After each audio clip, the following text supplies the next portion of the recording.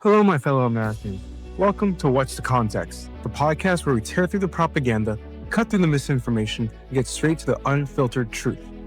My name is Nantambu Foley.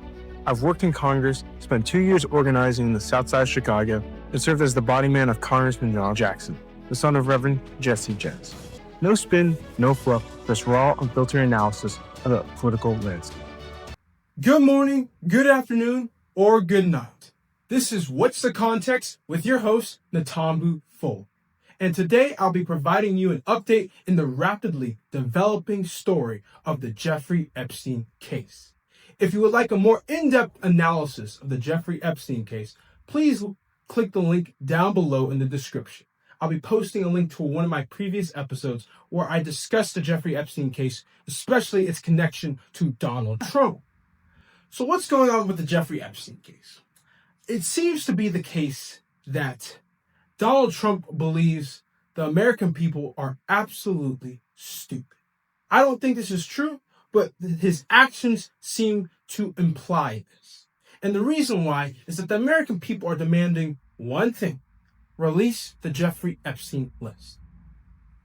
We want to know if people in high places within our government and within our business sector are pedophiles. What is the Trump administration doing? They're doing everything besides what the people want. They are allegedly releasing files on other cases that are not related to Jeffrey Epstein.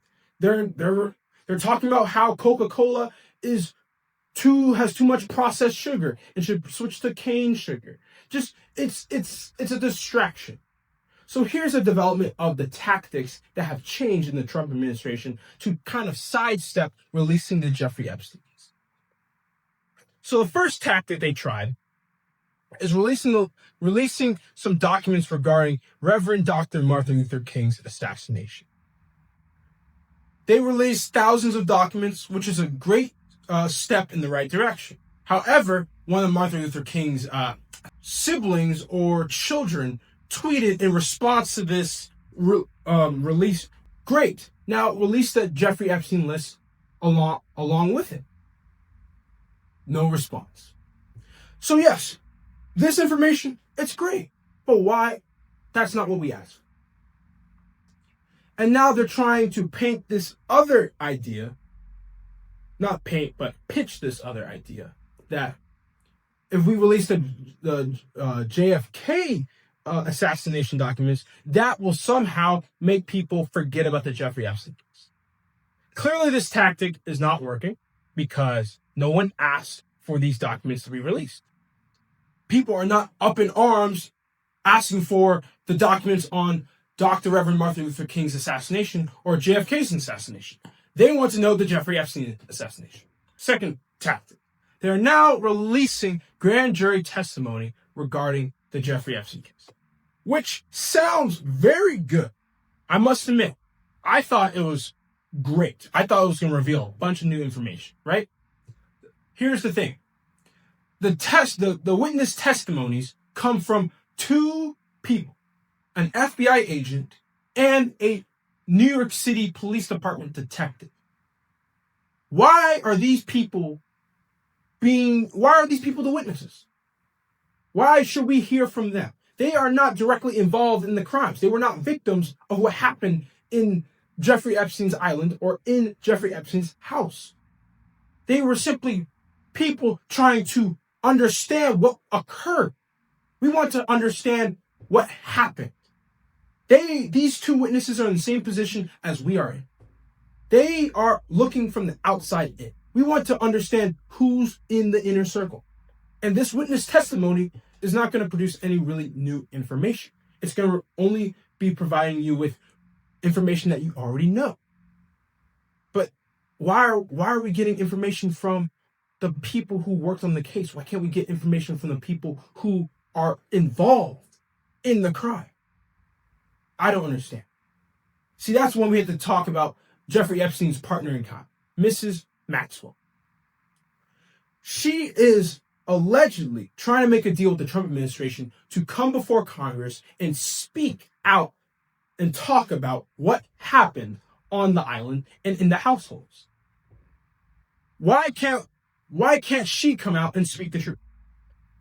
And the reason why I don't think the Trump administration is going to do this is that she's demanding a pardon.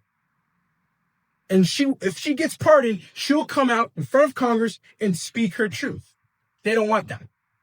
So that tactic is out the window. So we're on tactic 3, right? So just to keep track, tactic 1, release documents on other assassinations or other cases that are completely irrelevant to the Jeffrey Epstein case.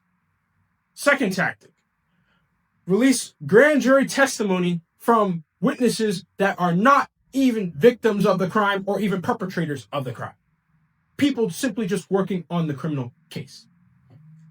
Another detail I forgot about that second tactic regarding the grand jury testimonials is that any information tying any person to the crime or any victim to a crime or whatever, any personal details, any details that will allow you, the viewer, to come to some conclusion about who this person is will be wiped clean. There'll be no personal details to somehow connect the dots between people. So when you're reading this grand jury testimonial, there'll be nothing in it to really connect anyone to. So what's the third tactic?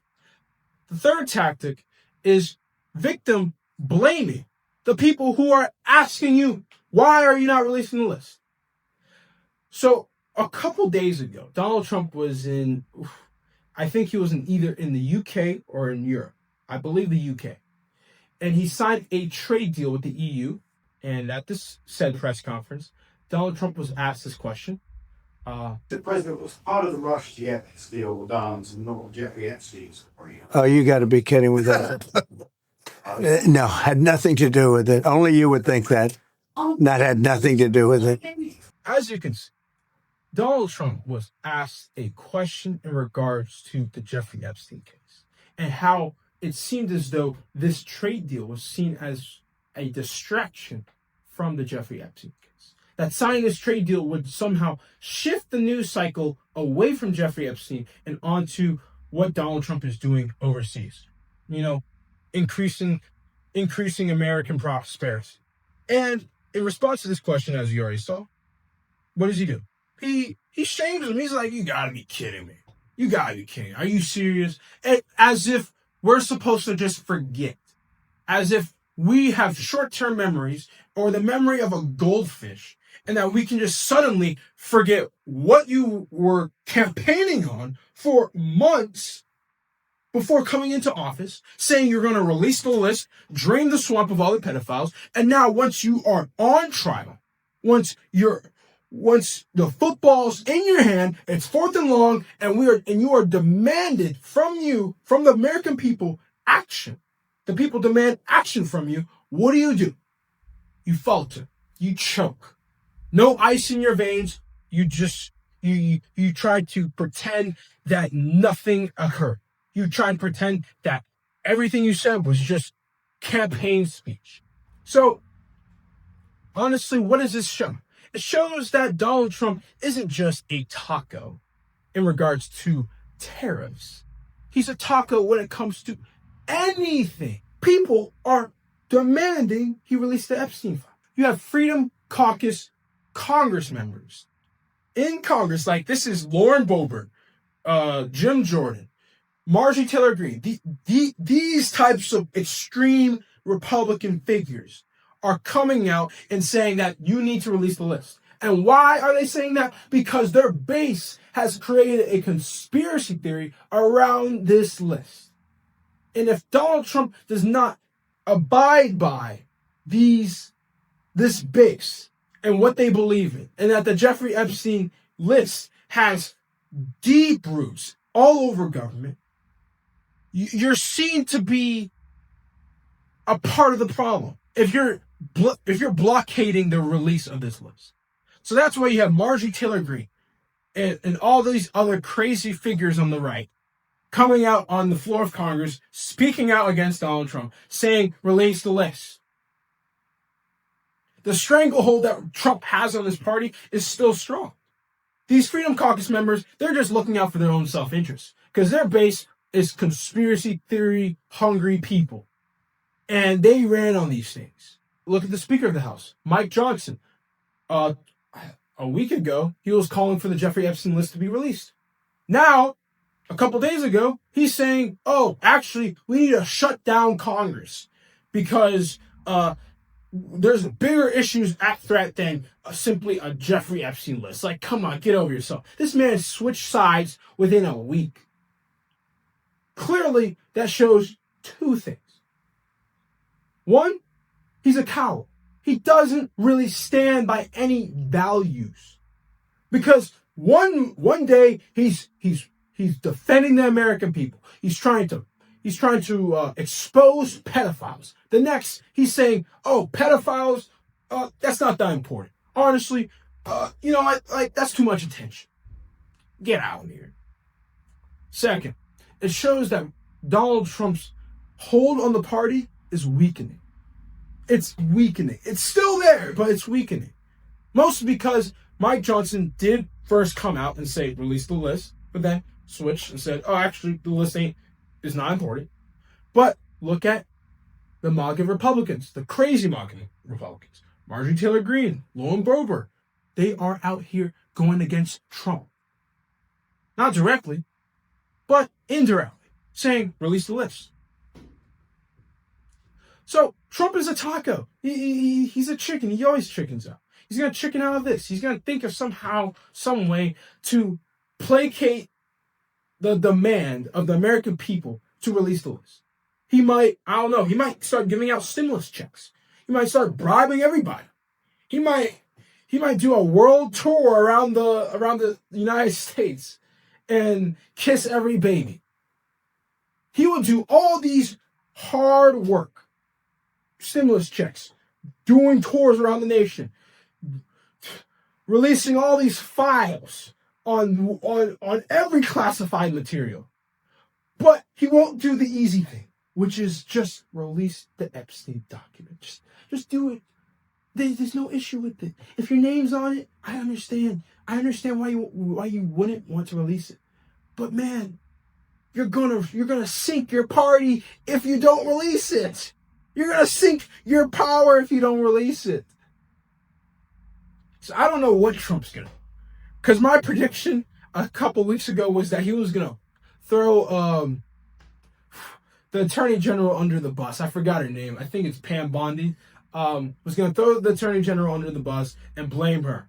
And she was going to be the scapegoat. Now this is just bizarre. Now this is like he's doing mental gymnastics on a level I'd never even seen before. Like, this is mental gymnastics on just a psychotic level, like mental hospital level. It's bizarre. So that's about it. The story is rapidly developing. Everything I'm saying today might just be old news in a couple days. Hopefully we get a bombshell in the next few days regarding Trump actually doing what he promised and not chickening out and releasing the list. That will be a bombshell. I'll definitely be reporting on that. But in the meantime, I would highly recommend you get out of the stock market because he's implementing tariffs. And the last time he did that, the stock market almost crashed by like 20%. So if you're in stocks, I would recommend you get out of stocks, or get into gold. More or less, like just put it in a bank account. Don't even try the stock market, because this stock market is not based in reality. It's based on one man, and that's Donald Trump. So this is Donald Trump's stock market, and you already know that Donald Trump is crazy. So I wouldn't even try to put my money in the stock market if I was you. He's too unpredictable. He's like a child. Like one morning, the child wants waffles for breakfast. The next morning, he actually wants eggs. You never know. Okay, so you can't really do any long-term planning. And as a business owner, or even as an investor, but now the long term is just like you can't even worry about the long term because the short term is so painful. The short term is like a 20% drop of the short term. That I don't know. So I would highly recommend you get out. This is just a bad situation, and Donald Trump is really going to have to face the music. You have to give him respects. You have to give him some respect in regards to how he's dealt with this controversy right now. He hasn't panicked, but he definitely isn't going about it the right way. He needs to actually release the list. Hopefully he does. But I would definitely stay tuned. Next week, I'll be releasing another episode, hopefully on the Jeffrey Epstein list. But thank you for listening. I hope you have a wonderful rest of your day. And always remember, subscribe and like the video. And comment, by the way. Thank you.